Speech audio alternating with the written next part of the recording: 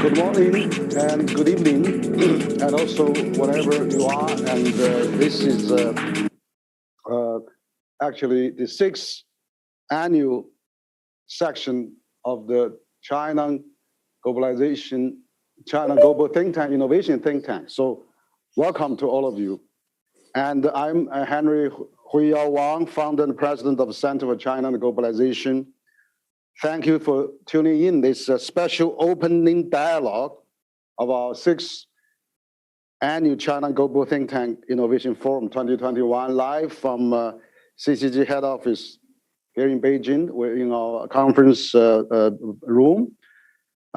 Today, we are very honored, actually very pleased to have an old friend, also Dr. John Hamre. He's the president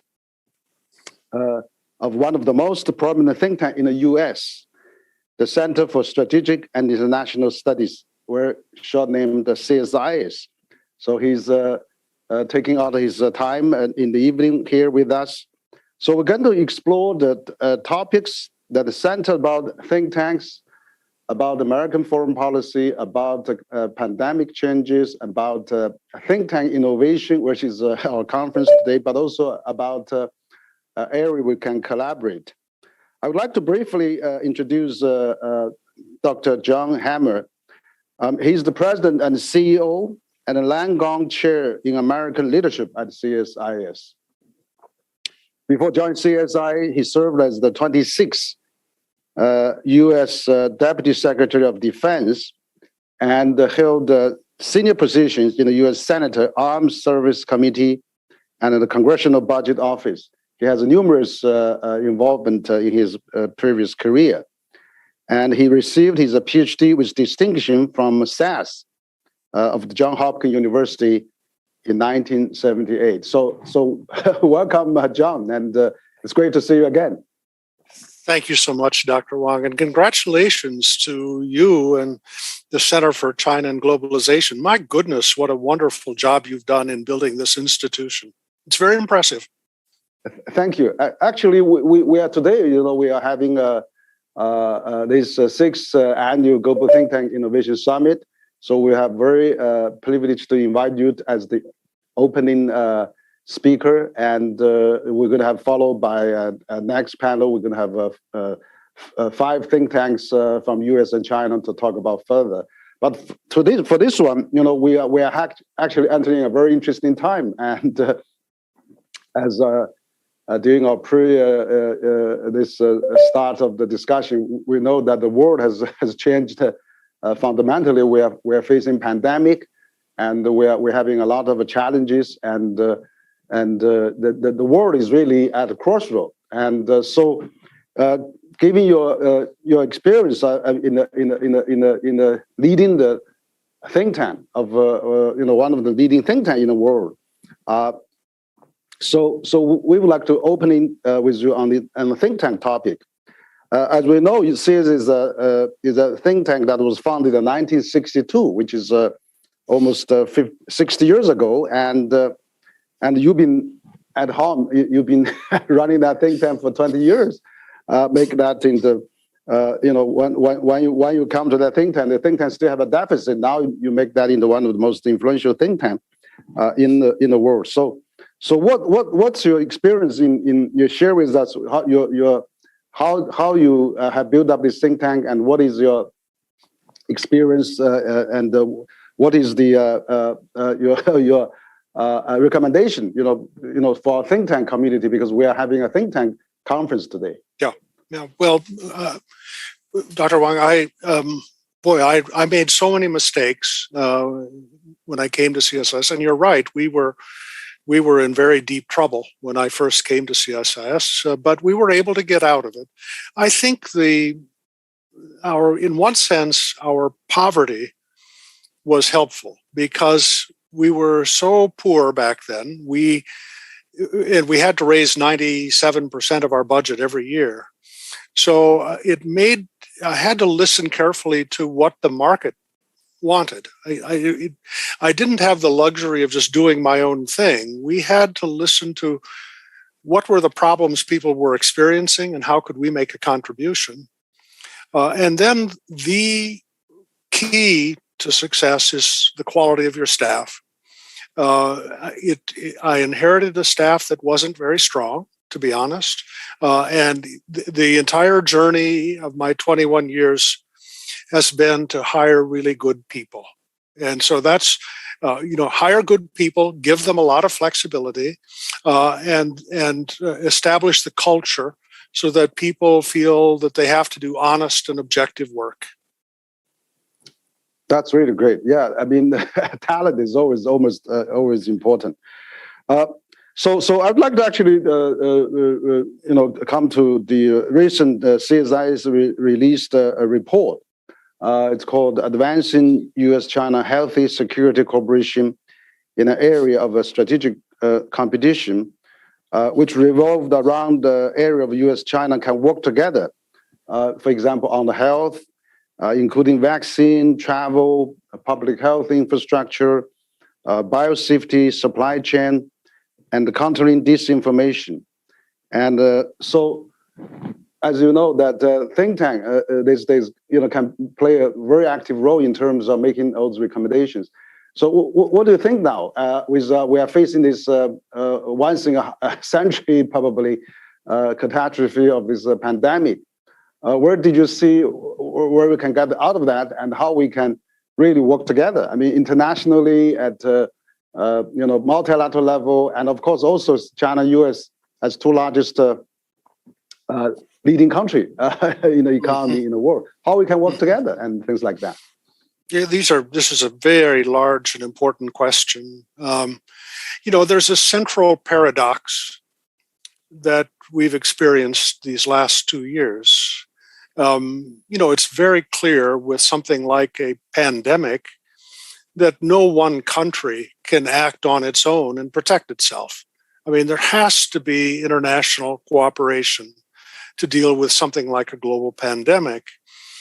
But people that lead countries naturally respond to the pressure within their own country. And so there's a parochialism that becomes very strong in a period like this. Every country in the world basically tried to find solutions for themselves to deal with the pandemic. And it highlighted that international health organizations are not strong organizations. So I do think there is some very fundamental thinking that we need to do, because China isn't going to give up its capacity to decide its own path for health, public health. We're going to hold on to that ourselves. But we do have to find ways where we can cooperate. I think the bright spot over the last 2 years was with the medical research community, where there were international networks that communicated with each other and joined together in a shared effort.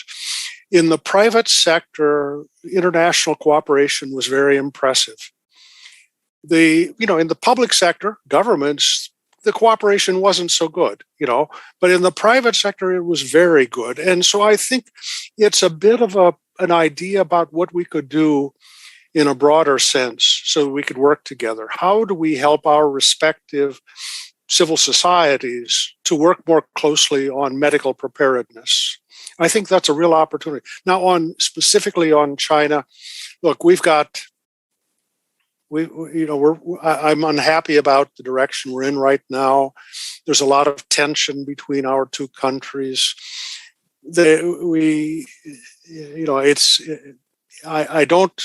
We have to find ways where we can work on shared problems. And certainly public health, global public health is a shared problem. So I think there's an opportunity here. Yeah. Thank you, John. Actually, I know that both U.S. and China are really favor that patent waiving, for developing countries in terms of producing the vaccine, and hopefully at the coming up at WTO ministerial meetings, WTO, U.S. and China can reach something on these new efforts in terms of supporting developing countries and getting vaccine. So unless everyone is safe, we're finally safe. We got to make a lot of lead on that.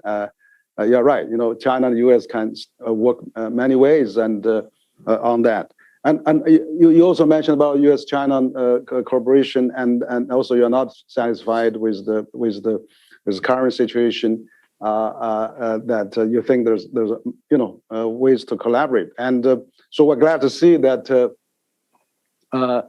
China and the U.S. has actually made a joint statement that COP26 on climate change.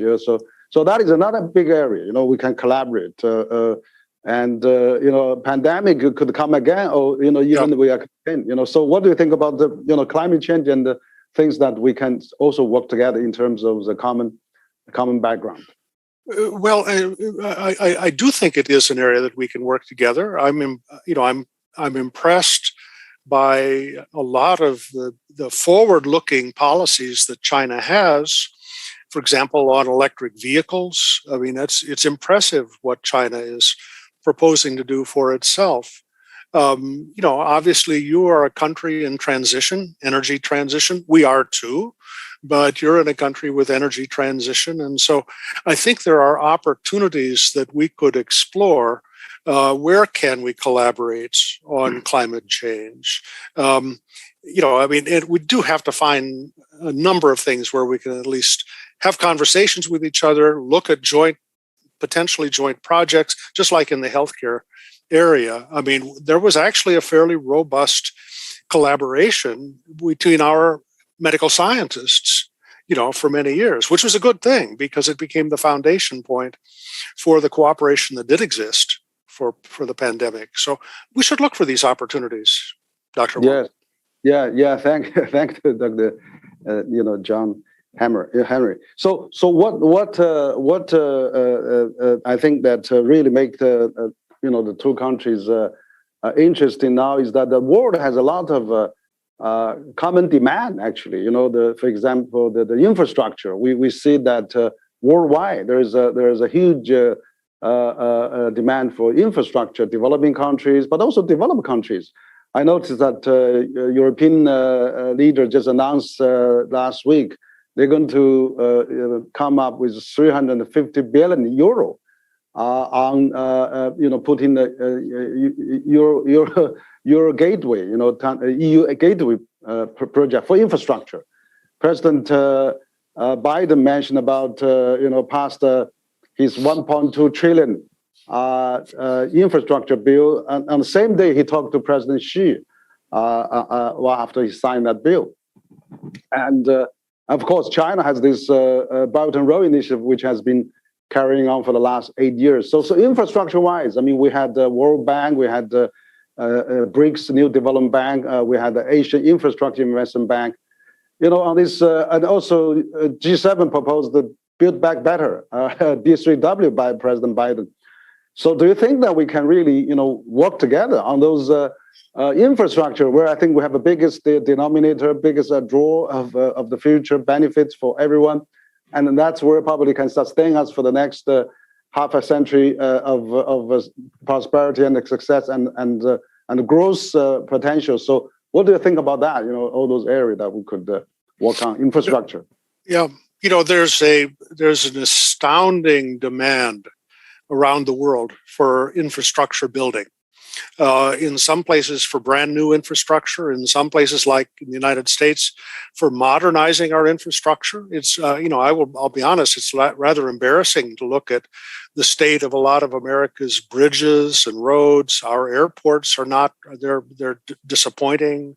So there's a lot that we should do. But globally, infrastructure is a major issue. And I think what we should probably do is start by looking at what are the areas where we know that there is a trend we're all going to want to deal with, such as how do we build sustainable infrastructure that has a revenue base underneath it, so it doesn't become a white elephant. It doesn't become a very giant project that can't support itself financially. So I think there's some financial things. I think we need to find ways to help third world countries to do a better job of managing complex tender offerings. This is a complicated thing. Infrastructure projects are big and elaborate and complex. Helping other countries do a better job of deciding what's in their interest, what is sustainable. Those, I think, would be things we could work on together. Yeah, that's great. And so, John, I mean, we also the theme of our topic today is also American foreign policy, and we know that I know it's very significant that President Biden actually, when he said during the Afghanistan withdrawal, he said from now on the U.S. will no longer seek nation building, and which I think it's a very serious reflection of what has been happening in the last 2 decades in Afghanistan, and maybe to that matter to other countries. So, what do you think on that U.S. foreign policy front? Is there some deep thinking and a reflection going on, and particularly President Biden saying that is there a paradigm shift or something like that? Well,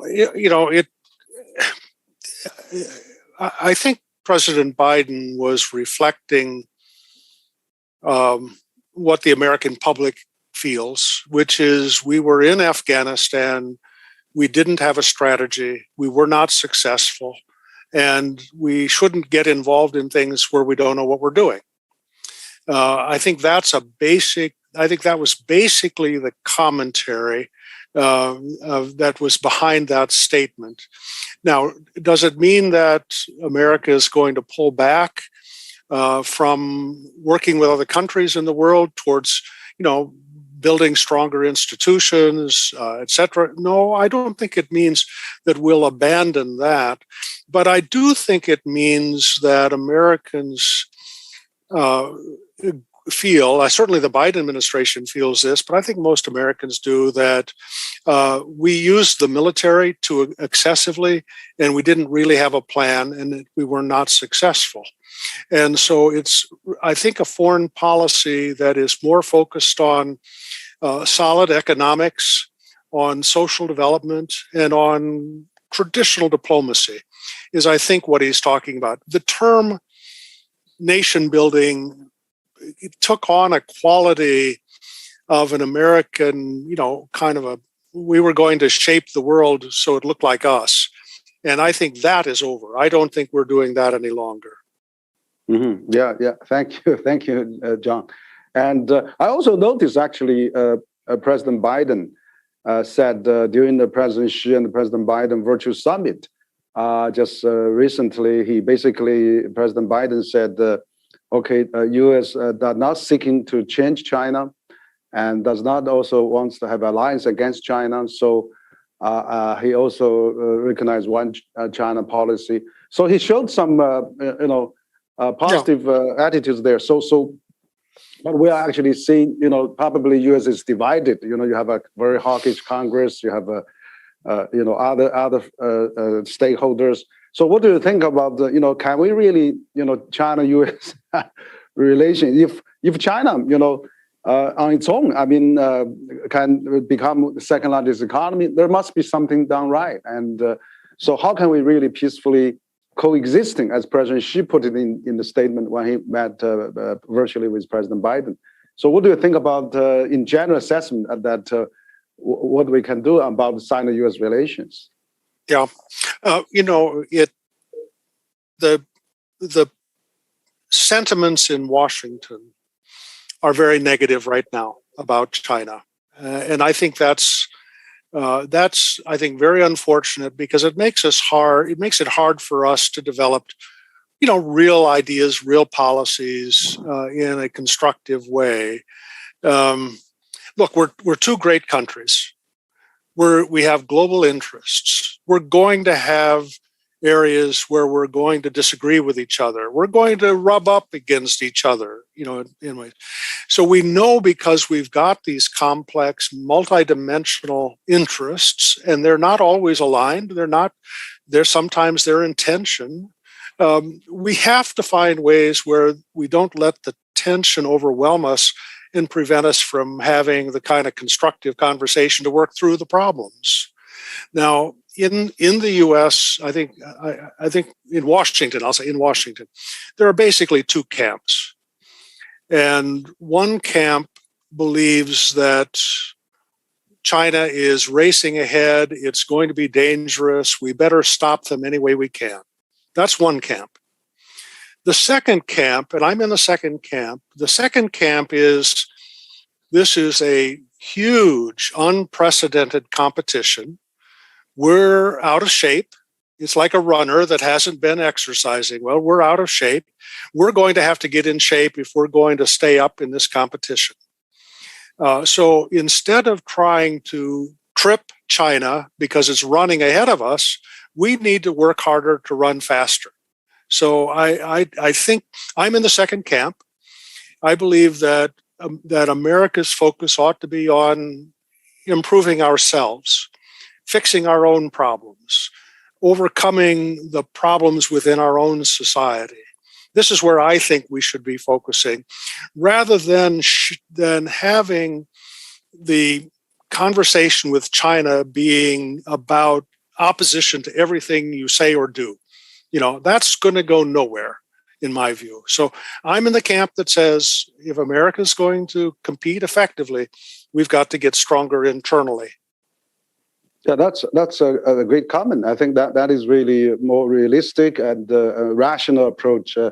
So thank you for your comment. And we know that the U.S. is coming up with a midterm election next year, and so how do you assess the U.S. The political landscape? I mean, we have Democrats barely have a majority at the Senate House, and of course, we see the gap of the top elite and the massive population in the U.S. The gap is still widening. I mean, in terms of the middle class, haven't seen their real income gone up in the last 20, 30 years, and whereas China now, I mean, they preempting that. They have been starting to, common prosperity and lift 800 million people out of poverty, so prevent the populism, this kind of drive. So I think that, with Trump, even though he's not in office, but Trumpism is still very thriving. And so how do you assess the political, future of next 2 years, where it's very important if the U.S., direction the U.S. is taking, it's affecting the world, it's affecting U.S.-China relations. And you are the top expert on U.S. think tank, so probably this is your area. Yeah. Well, I'm hardly an expert, but I think about this all the time. America has had two periods in its history where there were profound changes in our political system. One was about 1842, basically, to 1860. And of course, it ended in a civil war, which was a bad thing. The other big period of change, lots of tension, politics got turned upside down, was from about 1885 until 1915. In both cases, it lasted over 20 years, and I'm afraid we're in the front end of probably a 20-year period where our politics is going through profound restructuring. And I have my own personal views about it. I don't think either political party here is effectively focusing on the challenges we're going to face over the next 10 years or 15 years. I think both of the parties are battling over their policies of the past rather than looking forward to the future. So I think we're going to be internally divided. I think there's still going to be a lot of progressive work, but it's going to happen more at the state level. And I think the economic disparity that you mentioned is very real and is going to be the greatest thing we're going to have to work on. And I would say that's the big debate that we have right now between the Democrats and the Republicans. But I don't know that what's going to come out of it is going to be a breakthrough. I think we're going to have internal tension in the United States probably for the next 15 years.